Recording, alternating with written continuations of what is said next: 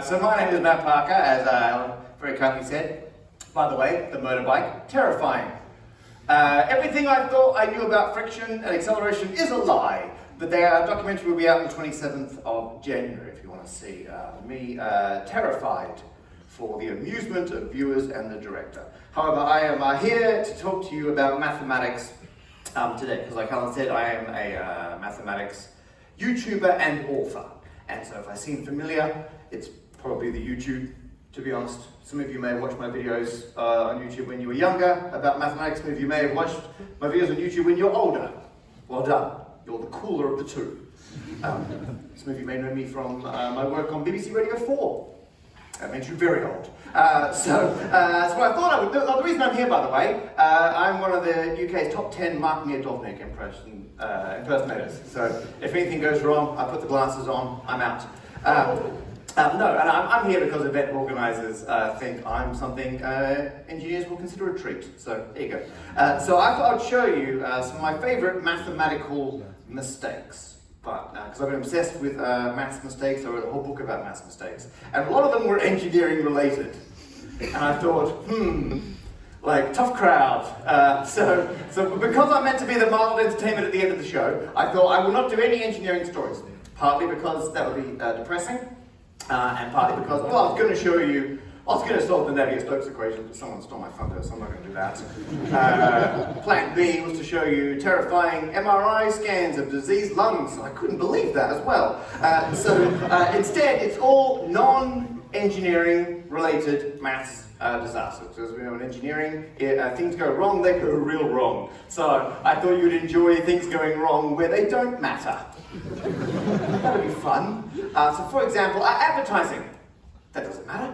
Right? And you'd be amazed how many people, when they have to advertise, for some reason, junk food specifically, they cannot get the mathematics right. So for example, a friend of mine was at a maths conference in Canada, and they went into one of their local pancake restaurants, and as they walked in, they saw a sign that said 1001 topping options. I thought, wow, 1001 topping options. They must have 14 different toppings, of which I can choose 4. It's exactly 1001. 14 choose 4. Amazing, right? So they walk up to the counter, they say, what are the 14 different toppings, of which it turns out I must have 4. And they're like, no, we've got 26 different toppings, and you can have as many or as few as you want. Like, what? That's over 67 million possible combinations. I demand to see the manager. They did, right? And they asked the manager, said, hey, if the correct number is so much bigger, why didn't you put it on the sign? And the manager said, I quote, we just thought it sounded like a big number. Can you do sad trumpet sound? Sure. Or is that beneath? Oh, nothing's beneath. Oh, here we go. Okay. I'll do the punchline again, you do sad trumpet. And the manager said, we just thought it sounded like a big number.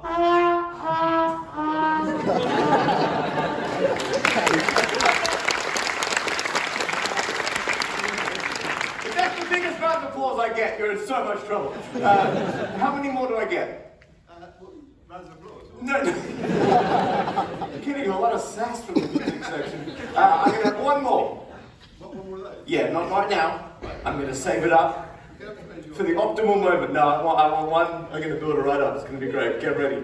By the way, I've told there's a clock on stage, so I don't go on for too long. And apparently I've got 175 years left, so we're good. So anyway, when I was looking at other bits of junk food, I found an example where at least they tried to work it out properly. This was McDonald's, of all people. McDonald's, back in 2002, introduced the McChoice menu. So this was a very early menu before most of you were born, and they've got McFlurries, they got fries, they got, oh, that's the McHot dog. Last time McDonald's tried to sell a hot dog in Europe. At any other conference, that would be the biggest mistake in this presentation. For us, however, it's the advertising campaign where they promised 40,312 possible combinations. 40,312! Really, McDonald's?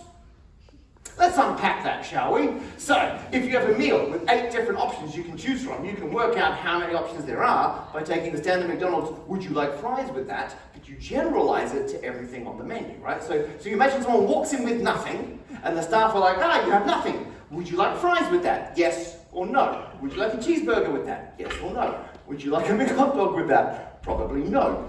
And after 8 yes or no questions, that's every single option covered.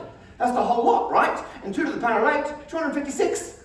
That's it. That's the whole lot. And because the correct answer was so much smaller than the advertised answer, 153 mathematicians complained to the Advertising Standards Authority.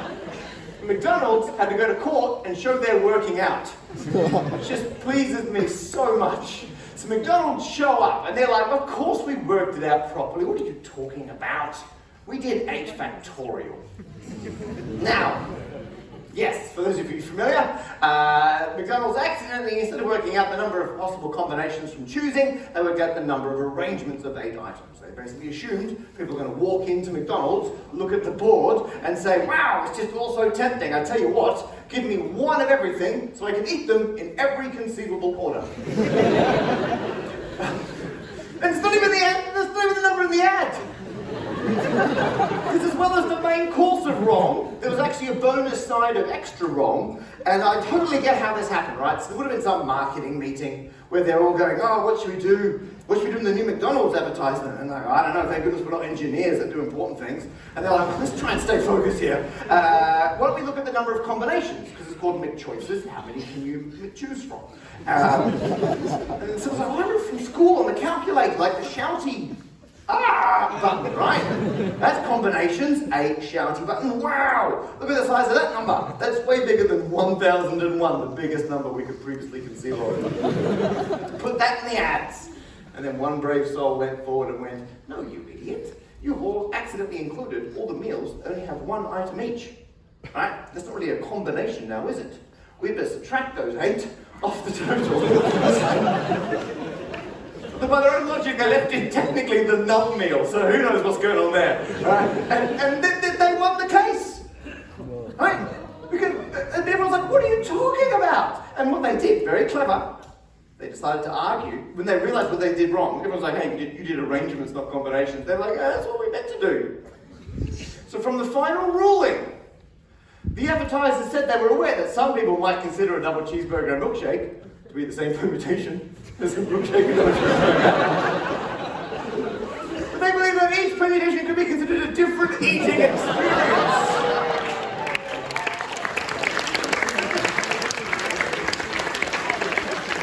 Not much yet. It gets worse. There was an appeal. The mathematicians were like, that's not how any of this works, right? And so the girls had to come back, right? And then they had to re-argue their case. And the second time, they're like, oh, we forgot to say we included the different flavors. Should have brought that up. There's not 8 items. If you include the flavors of the beverages, there are 16 items. And because 2 to the power of 16, if you do it correctly, is over 65,000. 65,536. And so they won the appeal. Right? Even though they did the wrong working the wrong way the first time, and then they did the right working, but they got a different answer that was bigger, that was it. And I was like, what? This is outrageous. There were no repercussions, nothing.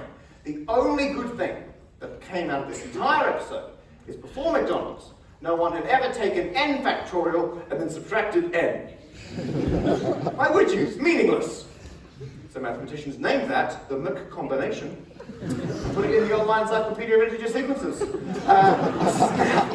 It's now an official part of maths. If anyone, at any point in your work, engineers, proto-engineers, users, n factorial subtract n, please let mathematics is more important than the Navier-Stokes. Prize money is a lot less. Let us know, because I would love to have a practical application for that. And so I had a bunch of stories like that in my book, which was like, no repercussions whatsoever. And I was like, well, you know what, how about some mild, still not engineering, but some mild repercussions from maths mistakes. And so I had people who are aware of my online work, big fan of spreadsheets. So I thought I would look at how often spreadsheets go wrong.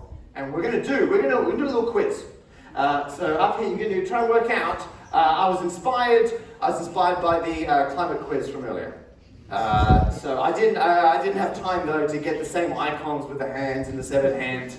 The only way I could have done that is if I frantically took a photo of the screen and then pasted it into my presentation at the last second, which I did. There we go.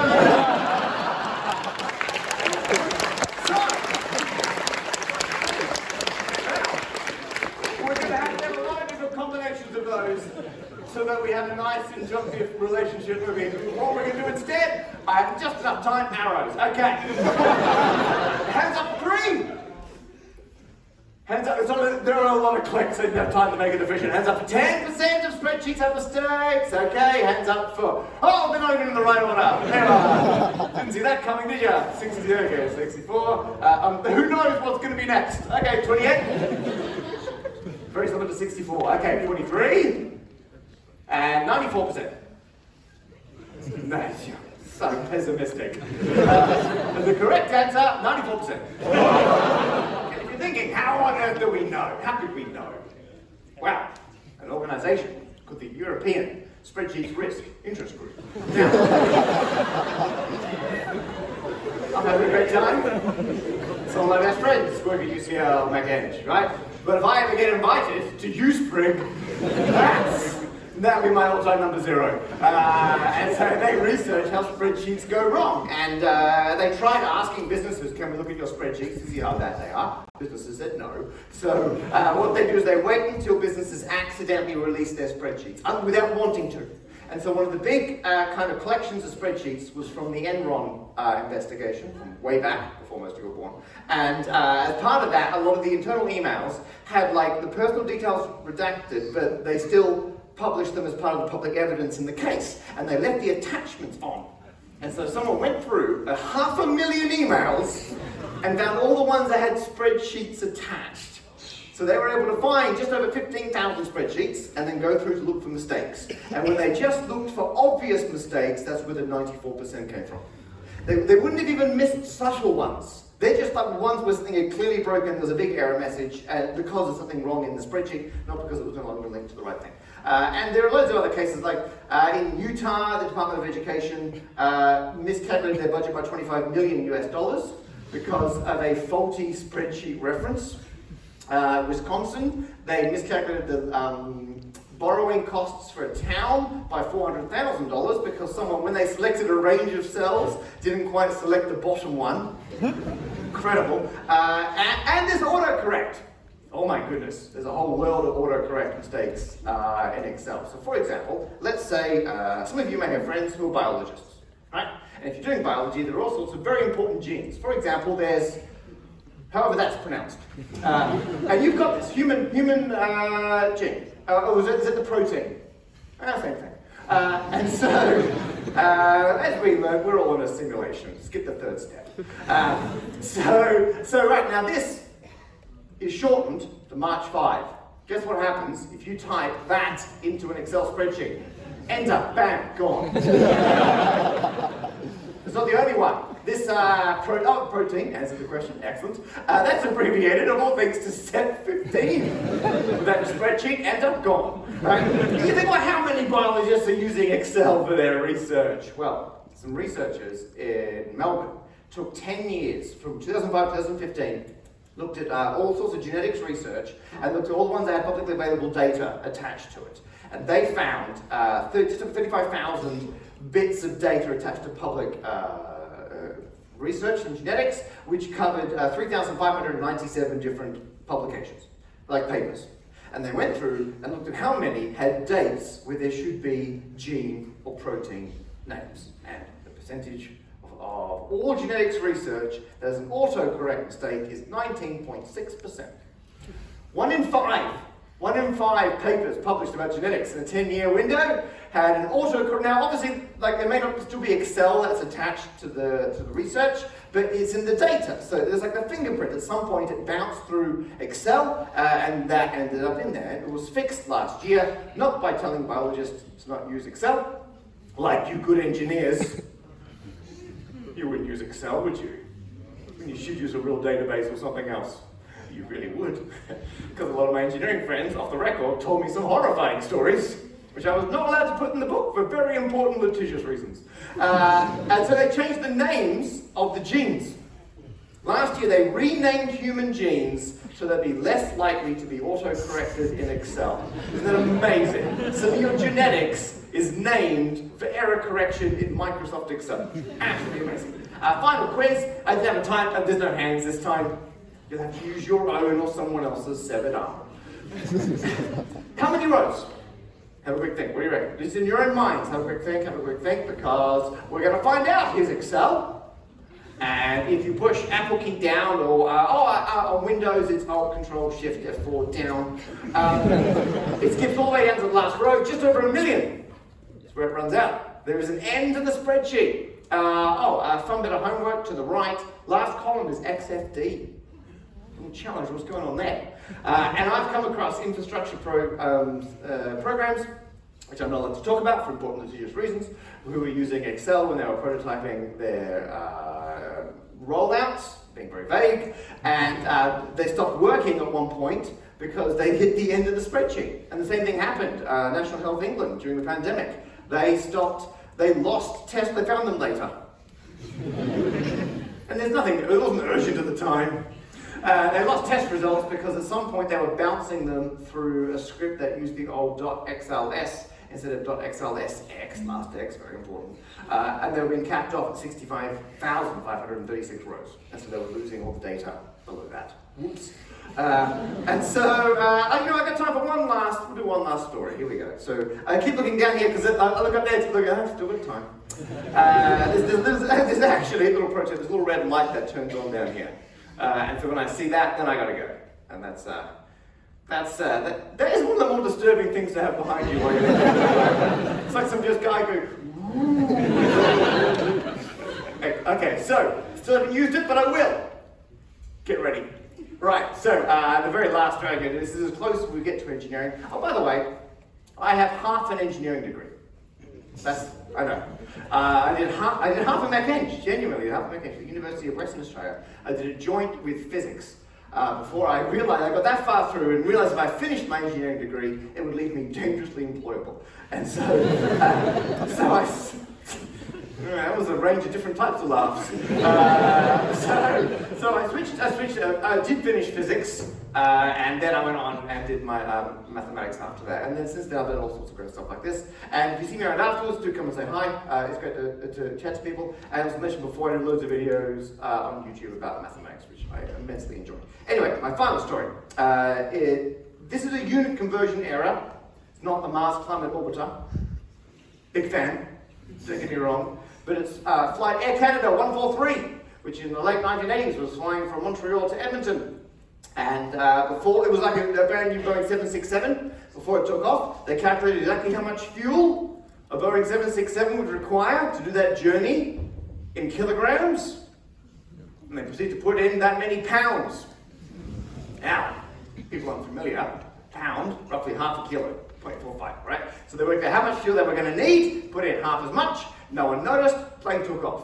And if you're thinking, there's no way of like they have a gauge and backups and redundancies, yes, but every single one of them went wrong. There were so many things that went wrong in a row, it's terrifying. There was miscommunication between the technicians when they handed over the flight about a different problem that was on the aircraft. There was miscommunication between the pilots that was separate but complementary to the miscommunication between the technicians, the way that the parts were labelled and ordered, and just mistake after mistake after mistake. This was right when Canada had just switched from imperial units to real units. And it's just incredible how many things went wrong. And some of you may have come across the Swiss cheese concept of accident prevention, where you've got these barriers in your systems to try and stop mistakes from becoming disasters. And as mistakes come flying along, occasionally the cheese holes line up and they'll make it through, because no barrier is perfect, but you hope eventually it'll hit one and stop. Every now and then it makes it all the way through. In this case, it made it through every single slice of cheese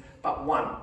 They had to stop in Ottawa to change passengers. And whenever you land, you double check the fuel levels. So they had no idea. They did not have enough fuel to complete the journey. They landed in Ottawa. They double checked the fuel levels.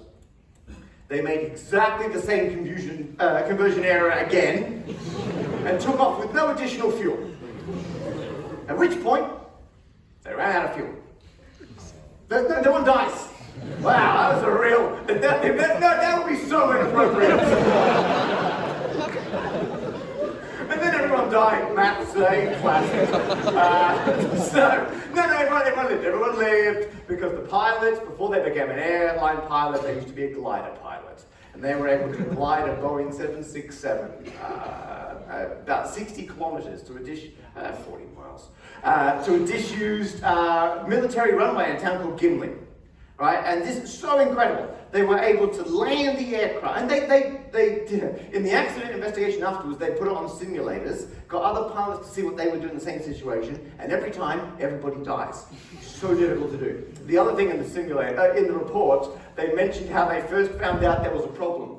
They heard a noise in the cockpit they never heard before, like an error noise. And so they had to look it up in the manual. There's this boom, so I was like, that's weird. I'll look it up in the manual. Hang on, what is that? Can't be that bad. Let me just, oh! Anyone here a glider pilot? And they were able to just, amazing, land right at the beginning of the runway. The front landing gear came out, which was quite handy because friction. And the plane gently ground to a halt at the far end of the runway, much to the relief of everyone on board. And much to the relief of the people camping at the other end of the runway. People were there, because it's a disused runway. They were there for a weekend of go-kart racing. And they had no idea what was going on, right? Because here's the thing about a Boeing 767 with the engines turned off.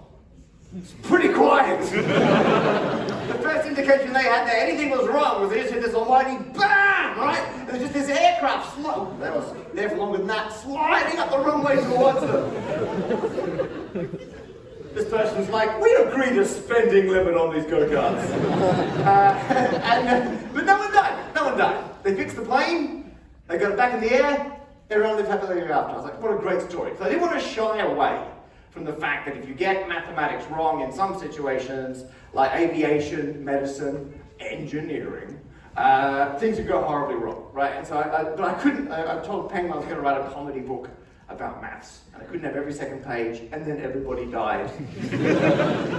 Classic maths, sad trumpet noise, not yet! Trumpet emoji. So I found a bunch of stories where it could have gone very wrong, and it just didn't, right? And so this was one of those stories, I put it in the book, I was so pleased.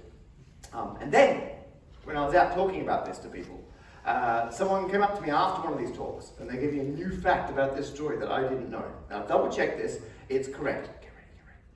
Right, so it turns out when they sent the repair crew to the airfield to fix the plane, to get it back in the air, as they were driving to the airfield, their van ran out of fuel!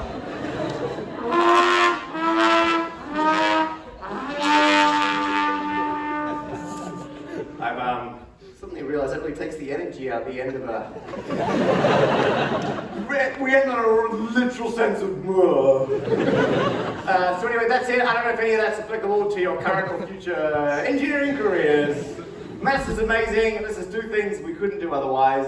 I've never seen a tennis ball go that high, but you need to be careful because math lets us live and engineer beyond our human intuition, which is both incredibly amazing, incredibly powerful, but it means we no longer have that intuitive sense of what works, what doesn't work. Always double check you're working out. And that's it from me. Thank you all. The light hasn't even come on. I assume it's broken, and I've been here for a long time. So it just came on then. That's great. Now I feel like hanging around. What I will say, by the way, if you do see me afterwards, I've actually got a little bit of that plane. So when they finally decommissioned that plane that ran out of fuel, and they sold off bits of it. It's meant to be a good luck luggage tag. No, it's... if you want to see me afterwards, if I'm around, you're very welcome to hold this. Say the engineering mantra, I'm glad that wasn't my fault.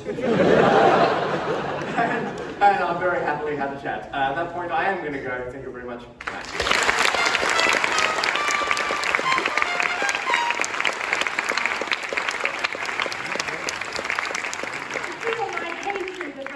UCL and Imperial units is entirely justified. Let's thank him again.